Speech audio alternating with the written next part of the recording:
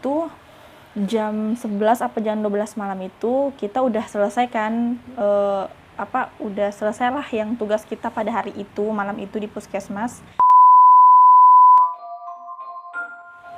Jadi aku sempat balik sih kayak beri salam, terus nggak ada, dia kan jalan sambil main game gitu. Jadi pas masuk itu cara assalamualaikum juga kayak nggak benar gitu, tetap beri salam, cuman assalamualaikumnya udah nggak bener aja, kayak gem gitu. Jadi karena aku udah kenal dia udah lama banget dari semester 1, ya udah aku cuekin aja lah, karena aku bilang ya udahlah biasalah dia kayak gitu kan. Aku nggak tahu guys, ternyata ini feeling aja ya, dan ada beberapa orang yang ngomong juga kayaknya bermula dari situ deh gitu. Semenjak malam itu udah ada mulai kejadian di posko kami gitu. Cuman karena kami satu posko tuh orangnya kayak agak-agak miring gitu ya, semuanya tuh ceria aja gitu, mau ada yang sedih tuh ceria aja, kayak orang nggak waras gitu. Kita seposko tuh kayak happy family gitu. Jadi kayak kalau ada yang sedih ya udah dihibur, tuh ketawa lagi gitu, kayak tidak menghiraukan masalah-masalah yang seperti itu. Kecuali aku 3 orang gitu, yang senior ini yang 3 orang, kecuali yang satu yang cowok ini yang aku bilang nggak beri salam masuk rumah. Aku nih 3 orang sensitif banget, sensitifnya tuh banget gitu. Nah setelah kejadian yang kemarin itu, yang teman aku nggak beri salam masuk, keesokan harinya, ini langsung keesokan harinya guys, bukan 2-3 hari ke depan, enggak, keesokan harinya kita sudah maghrib, itu kan udah sholat maghrib, kita kumpul di ruang tamu, ceritalah kita kan tentang puskesmas gitu. Ini ruang obat ini ya kayaknya bagus deh kalau gini-gini, di apotek juga bagus deh kalau kayak gini. Pokoknya kita kayak diskusian gitu tuh, cuman nggak ada jadwal diskusi emang. Jadi kayak duduk-duduk aja sambil cerita pengalaman mereka juga kan. Nah, satu junior aku ini lagi sholat isya, jadi dia paling cepat sholat isya gitu. Pas udah azan dia langsung sholat isya. Aku juga nggak tahu, padahal biasanya tuh nggak kayak gitu. Biasanya ya udah, kalau dia tuh nggak pernah menjadi orang pertama yang sholat gitu. Biasanya dia yang kedua atau yang ketiga gitu. Nah, malam itu dia sholat isya itu paling pertama. Jadi aku nggak tahu, aku nggak lihat dia jalan pergi wudu, enggak. Jadi aku lihat itu pas sholat aja, oh itu yang sholat siapa gitu, ini kak gitu, Sarah kak, oh Sarah gitu, iya. Jadi terus aku ini kan, aku kayak ya udah ngobrol-ngobrol aja sama teman-teman, sama anak-anak yang lain. Tiba-tiba si Sarah ini udah salam balik kan, cuman badannya aja yang kayak gini gitu. Terus panggil kak gitu. Awalnya aku kan dipanggil, cuman aku bilang ya udah kamu aja, dia Rahma kesana gitu. Ya udah ke Rahma kesana. Kenapa? Terus bisik-bisik, udah nggak enak perasaannya kan, lihat kenapa kayak bisik-bisik gitu. Terus Rahma sini, ayo kesini, si Sarah mau ngomong kayak gini. Udah kesana lah aku kan. Kenapa gitu? Kayak kaki aku nggak bisa gerak gitu. Hah? Maksudnya? Nggak tahu, lemas banget, nggak bisa gerak. Cuman kakak jangan ribut. Ya iyalah jangan ribut, masa mau ribut nanti terjadi hal-hal yang diinginkan. Terus akhirnya aku bilang ya udah tenang, gak usah ini, istighfar gitu. Rahma tuh kayak lebih tenang dari aku gitu. Aku udah setengah panik, cuman si Rahma ini kayak ya udah gini kita. Nah terus dipijit-pijit lah kan sama si Rahma ini, kakinya dipijit-pijit sambil dibaca-bacain katanya kan, dibaca-bacain. Akhirnya udah bisa gerak tuh jari-jari kakinya. Kak udah bisa gerak nih, gerak lagi. Udah bisa gerak nih kak jari-jari kakinya gitu. Alhamdulillah ya udah berdiri. Pas berdiri lututnya masih lemas guys, nggak bisa berdiri yang kayak kuat banget gitu. Jadi kita papa aja masuk di kamar, cuman kita harus mengalihkan perhatian mereka supaya mereka nggak fokus sama kita gitu. Tapi ya susah gitu ya guys ya, karena kan ruang tamu itu langsung terlihat gitu kalau yang lagi sholat gitu. Jadi ya udahlah, biarin aja, kita angkat lagi, kita papahlah si Sarah ini ke kamar gitu. Terus aku nggak lama mukanya pucat banget gitu, kak dia ada gitu.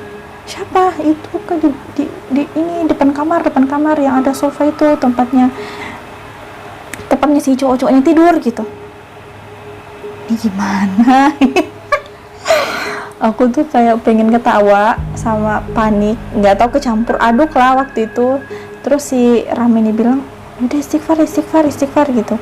Nah aku ambil Al-Quran kan nih, ambil Al-Quran dipegang. Terus si Rame bilang, oh kok dipegang aja, dibaca dong gitu. Oh iya, yaudah baca, yaudah buka aja.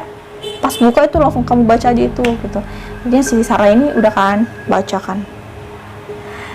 Nah terus tiba-tiba dia gini lagi, kak dia pindah ke depan kak, di tempat ini, di tempat yang anak-anak ngumpul di depan di ruang tamu. Hah? Serius? Ya kak, dia di situ kak, di tempat yang kakak tadi duduk gitu. Nah di samping aku yang duduk tadi itu temen cowok aku. Terus aku takut dong, langsung refleks ketawa lagi, langsung refleks teriak gitu sama nama teman aku kan, Baso gitu. Baso langsung kenapa langsung panik dong kan orang situ. Kenapa kak? Nggak apa-apa, pengen panggil Baso aja gitu. Yaudah si Basonya datang lah. Kenapa? Ini si Sarah nih nggak bisa gerakin kaki tadi, tapi alhamdulillah udah bisa. Tapi katanya yang duduk di samping kamu tadi itu si makhluknya gitu. Serius? Dia panik banget kayak, yaudahlah, kayak dia lebih panik dari aku sama si Rahma gitu. Jadi gue usah ribut, tenang gitu. Lama-lama si Sarahnya ini disapu-sapu lah gitu sama si Rahma kan supaya cepet tidur gitu. Yaudah pas tidur, udahlah aku selimutin gitu kan. Nah aku tuh sama si Sarah tuh tidurnya sebelahan banget gitu. Jadi aku takut tengah malam dia kesurupan. Terus cekek aku kan nggak lucu, jadi nggak apa-apa sih, maksudnya bukan nggak apa-apa, kayak ya udah positive thinking aja kan. Nah yang terakhir keluar dari kamar tuh si temen aku yang tadi si Baso ini kan bilang, Bas nanti kalau keluar tutup pintu ya. Iya aku tutup. Jadi ya udah si Baso udah keluar kan, tutup pintu tengah malam, nggak tahu jam berapa, pintunya nih kayak gini, kebukanya tuh pelan banget. Aku ngomong kayak gini kan, kayak kebangun tapi mataku masih tertutup gitu. Aku bilang, ini siapa ya? Kalau orang nggak mungkin lah cara bukanya, kalau orang kan langsung kayak buka aja gini. Itu pelan banget. Ya udah deh, aku zikir, aku baca ayat kursi, trikul, pokoknya semua aku baca gitu. Tapi aku posisi tidurnya masih gitu-gitu aja, nggak merubah posisi tidur aku karena ketakutan. Ya udah aku terlentang aja gitu kan, sambil lipat kaki, lipat tangan. Ya udah aku tidur aja gitu sampai pagi. Oke, keesokan harinya itu aku pengen banget ngomong sama staff puskesmas yang udah aku akrabin ya gitu. Cuman kata si Rama nggak usah gitu, nggak usah deh, kita ini kan orang baru, jangan sampai penghuni yang di puskesmas gara-gara kita ceritain sama staf puskesmas nanti kita malah makin digangguin gitu. Oh yaudah deh, nggak usah gitu. Aku pendam selama ini, banyak banget kejadian. Aku juga pernah lihat, jadi kan si puskesmas aku ini kan kesambung dengan dinas kesehatan gitu. Nah aku pernah lihat orang, aku nggak tahu itu orang apa bukan. Aku di puskesmas, jadi setelah kejadian itu ya, setelah kejadian yang kaca apotek yang bunyi keras banget itu, aku pernah lihat sosok pria hitam-hitam gitu. Jadi baju hitam, celana hitam, pakai topi gitu, jalan melintasi samping gudang obat gitu. Cuman jalannya tuh biasa aja kayak orang gitu. Aku penasaran gitu, malam-malam gini ada ya orang di Dinkes gitu. Mungkin adalah staff-staff, cuman mungkin pegawai ini juga kan nggak mungkin item-item yang kayak item sepatu hitam terus celana hitam baju hitam pakai topi gitu. Nah jalannya tuh biasa, jadi aku coba kayak penasaran gitu kan, itu orang apa bukan ya, terus aku kejar, aku ngintip, jadi ada pagar gitu guys, jadi di samping pagar di bagian luar ini dia jalannya gitu, aku di bagian dalam puskesmas, jadi ada pagar penghalangnya. Pas aku kejar langsung balik kayak gitu, kok aku ngerasa itu aku udah lari secepat mungkin, pas aku balik ke sana tuh udah nggak ada lorong juga sebenarnya, sepanjang jalan itu nggak ada lorong, jadi aku kayak aduh kayaknya fix dia tuh bukan orang deh kayaknya gitu kan, karena aku udah mulai merinding pas ngomong kayak gitu. Jadi aku kembalilah ke teman aku yang udah ngumpul-ngumpul di dekat apotek gitu kan. Terus aku nanya, tadi ada yang lihat itu nggak, orang lewat di situ yang hitam, baju hitam?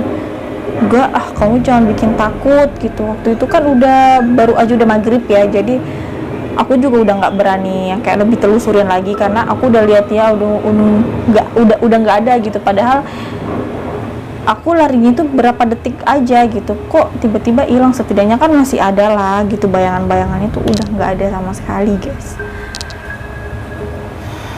Jet planes in the night sky with you.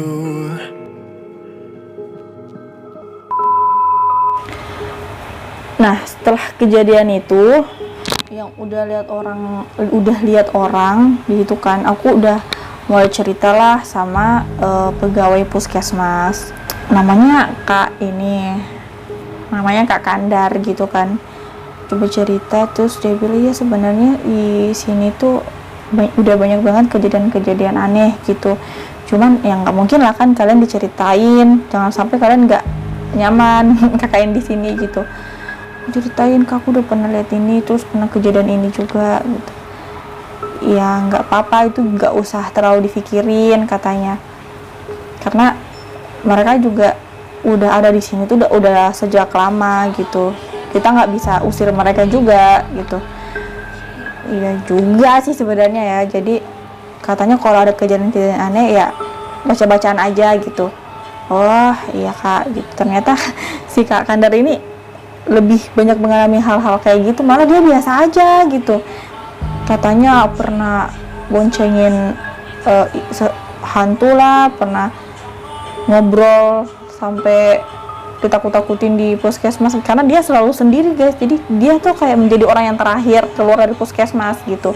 Dia pulang itu isya atau setelah maghrib kan, kalau orang puskesmas itu kan paling asar udah pulang kan paling lama gitu.